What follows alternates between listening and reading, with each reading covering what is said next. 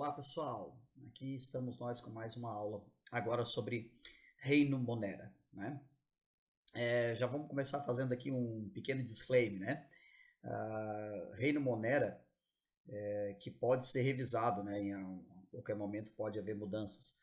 Atualmente, né? Tem duas formas de classificar os seres vivos atualmente. Inclusive, se você quiser assistir um pouco, quiser assistir um vídeo sobre classificação, nós temos um vídeo aqui no nosso canal. É só clicar no link que você vai ter acesso a esse vídeo, tá certo? Mas o modelo de classificação ele era baseado em reinos, né? E a moderna classificação agora organiza a vida em três grandes domínios, que seria antes do reino, né? Então, seguindo esse sistema de classificação de domínios, nós teríamos um domínio para os arqueias, né, as arqueobactérias, um domínio para os procariontes, bactérias e cianobactérias, e um domínio para os eucariontes, né? Nesse sentido, então, dentro do domínio bactéria, nós teríamos então o reino Monera. E aí, dentro do domínio arqueia, nós teríamos o reino arqueobactéria, né? No entanto, ainda não está totalmente consolidado, né? Ainda não se tornou uma unanimidade entre os biólogos. E há até quem queira fazer algumas distinções, algumas modificações, até no domínio eucariota, né? Porque os protistas é um probleminha assim quanto classificação, né? Mas enfim, nós vamos usar aqui como reino Monera, e a gente vai fazer um pequeno apêndice também falando um pouco sobre Arqueias, tá certo? Então, reino Monera são constituídos pelos seres vivos, né, mais simples que existem na Terra, né, os mais primitivos. E agora vamos deixar aqui algo bem claro, né? Quando a gente usa a palavra primitivo em biologia, ela significa o que a palavra tem significado daquilo que é a sua essência. Primitivo, primeiro, né? Aquele do princípio. Então, para nós na biologia, primitivo é isso. Primitivo é aquele ser vivo que tem as características da primeira forma de vida do planeta Terra, tá certo?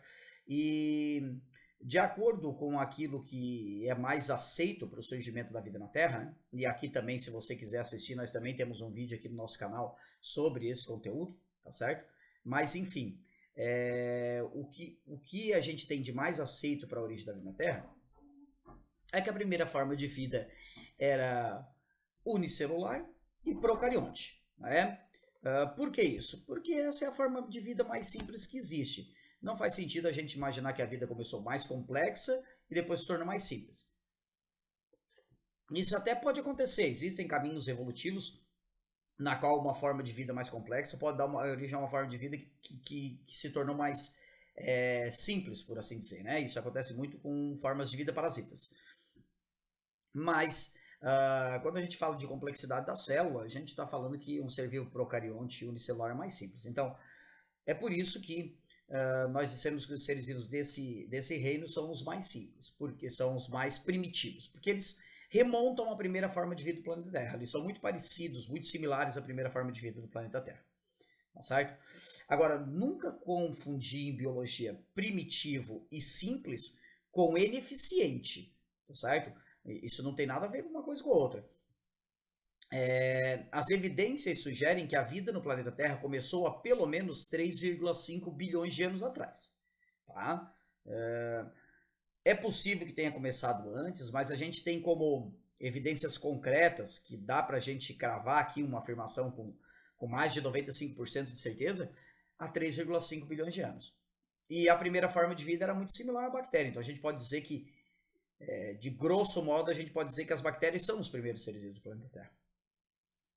E elas existem aqui há mais de 3 bilhões de anos. Então, simplicidade, né, não significa ineficiência em biologia, tá certo?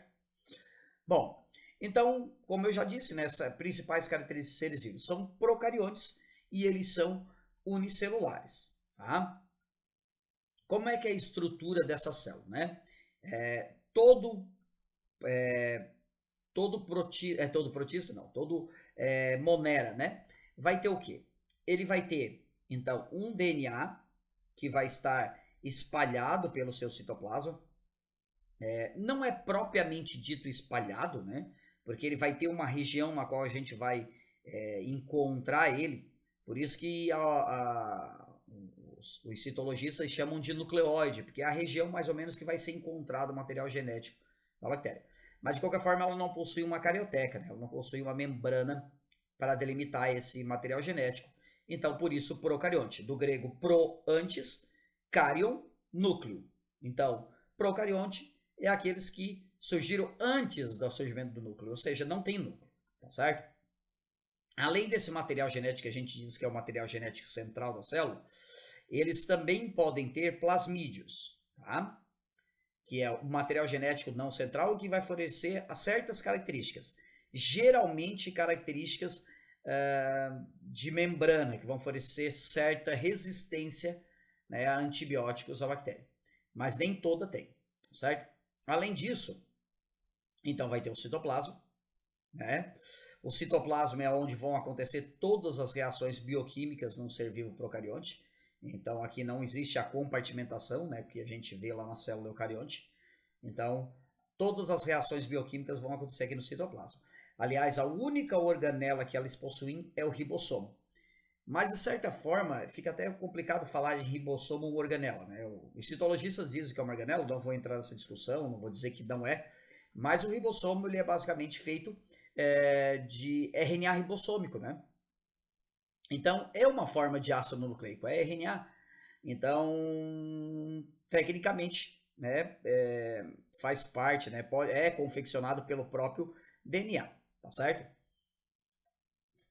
E além disso, então, nós vamos ter aqui uma membrana plasmática também, tá? Então, essas estruturas são as estruturas básicas. DNA, né, material genético central, citoplasma, ribossomos e membrana plasmática, tá certo? Agora, né, muitas bactérias têm, mas não é obrigatório. Muitas bactérias têm uma parede celular, que é uma estrutura que vai envolver a célula. Né? A gente pode encontrar, a gente encontra parede celular, né, em bactérias, sendo bactéria, a gente pode encontrar. A gente vai encontrar em células de fungos e a gente vai encontrar em células vegetais. A grande diferença entre as paredes celulares é a constituição, que constitui. Tá? A gente já vai falar sobre constituição de parede celular de bactéria. Além disso, muitas bactérias podem ter uma cápsula, uma estrutura externa à parede celular que vai fornecer mais proteção, mais rigidez à célula. Tá? Algumas células também podem ter piles, tá? Lembram cílios, né? Esses piles, em geral, em bactérias, cianobactérias, têm função de ancoragem, tá? Para se fixar em algum substrato ou até mesmo uma célula na outra na hora que elas se conferem, que elas se organizam em colônias. E algumas bactérias também vão ter um flagelo, tá? Para o deslocamento, tá certo? Quando analisado, comparado ao flagelo dos protozoários, é bem diferente, tá? A constituição, mas aqui o básico é a gente saber que é um flagelo, né? A palavra flagelo vem do latim flagrum, que significa chicote, porque ela lembra o chicote, né? E aqui tem função de deslocamento. Então, quanto à parede celular, né? Nós podemos ter dois tipos de parede celular em bactérias, tá? E essas paredes celulares, elas geralmente têm uma grande importância médica, tá? Por quê? Certos antibióticos funcionam melhor num tipo de parede celular e certos antibióticos funcionam melhor em outro tipo de parede celular, tá? Então, a constituição das paredes celulares é interessante, principalmente em medicina, né? Um paciente pode estar com uma infecção bacteriana grave e não ser muito fácil de identificar quem é a bactéria causadora, né? Um exemplo, meningite, né? A meningite bacteriana. A meningite bacteriana, a forma mais grave, né, e contagiosa, é causada por uma espécie de bactéria, nem seria meningites. No entanto, a meningite bacteriana pode ser causada por outras bactérias. Infecções em outras partes na cabeça podem permitir que as bactérias caiam na corrente sanguínea e cheguem até as meninges, né, as membranas que envolvem o cérebro. Um exemplo pode ser infecção de ouvido, infecção de garganta, própria espinha no rosto, né, espremer, o ato de espremer a espinha pode, é raro, mas pode causar meningite. A meningite bacteriana ela é muito grave, né? Se não tratada a tempo, é uma doença que pode matar em 24 horas. Então o médico precisa entrar com o tratamento de antibióticos rapidamente. A questão é que a identificação de uma espécie de bactéria pode levar até 15 dias por um laboratório especializado, né? Então o médico não tem tempo para isso. Já a identificação do tipo de parede celular de uma bactéria, né, um teste de coloração que a gente chama de teste de coloração de Gram, ele pode levar só 30 minutos. Então o médico pode saber qual é o tipo de bactéria que está atacando, se é Gram, se tem um tipo de parede celular ou outra, e ele já pode entrar com uma medicação mais assertiva, né, para essa bactéria, que vai ter mais efeito. Né? Nesse sentido, então, quais são os dois tipos de parede celular que nós temos? Um cientista, né, chamado Gram, ele desenvolveu uma técnica de coloração de bactérias. Tá? Bactérias são muito pequenas, pessoal. Elas não são tão pequenas quanto os vírus, mas elas são muito pequenas. E mesmo enxergar as bactérias ao microscópio óptico é bem complicado, bem complexo. Então, muitas vezes, né, os citologistas eles se valem de alguma técnica para colorir, para pintar a bactéria, que é incolor, na grande maioria das vezes, tá? E assim vai ser mais fácil de identificar esses micro-organismos. Gram inventou uma técnica, ele usa uma série de pigmentos para colorir as bactérias. E durante essa técnica de coloração, ele percebeu que havia duas pigmentos que podiam acontecer. Em umas bactérias, a técnica dele pode-se dizer que deu certo, porque ele ficava com uma cor violácea, né? E a técnica dele envolvia isso, ficar com a cor violácea, tá? E numas bactérias, a gente pode dizer que a técnica deu errado, porque ela não ficava violácea, ela ficava vermelha. Então a gente diz que as que ficam lilás são Gram positivas, porque deram positivo para a técnica de coloração de Gram. E as que são vermelhas, a gente diz que são Grams negativas, tá? Porque deram negativo para a técnica de coloração de Gram. Tá? A grande diferença bioquímica, né, delas é o seguinte: numa bactéria Gram positiva, tem a membrana da célula, né, tá aqui, ó, a bicamada de fosfolipídio, e ela vai ter várias camadas, em torno de 4 camadas de peptídeo-glicanos, né? Peptídeo com açúcar. Peptídeo, né, em bioquímica,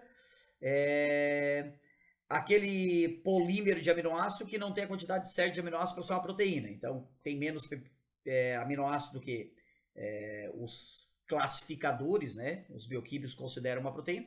Então, é chamado de peptídeo, né? Então, tecnicamente, proteína com carboidrato, né? Com açúcar. Então, em torno de 4 camadas. Tá? Esse tipo de parede, ela cora. Né? Ela cora com a pigmentação de Gram, né? Com um pigmento chamado fucsina básica. Já as bactérias que a gente considera, que a gente chama de Gram negativas, elas vão ter, então, aqui, ó, tá aqui a membrana, tá vendo? A membrana plasmática, um bicamado de fosfolipídio, né? Vai ter ali um espacinho, nessa aqui também tem. E ela vai ter só uma camada de peptidiglicanos, tá? E depois dessa camada de peptidiglicanos, ela vai ter uma segunda camada de fosfolipídio, uma bicamada de fosfolipídio, tá certo? Então ela tem uma outra camada de fosfolipídio adicional. Então nessa daqui, como ela só tem uma camada de peptidoglicano, o pigmento não cora. Né? Ele não cora na membrana, na parede celular. Ele vai corar lá dentro da célula, por isso que ela fica rosinha assim. Mas ele cora lá dentro da célula e não na parede, tá certo? Então, basicamente, essa é a diferença, né, das duas paredes celulares que a gente tem em bactérias, né? Gram positivas e Gram negativas, né? E esse tipo de parede, então, tem uma grande importância médica, certo, pessoal? A gente fica por aqui. Na próxima aula, então, a gente vai começar a falar sobre os tipos de metabolismo dos monéreos, das bactérias, ok? Tchau, tchau!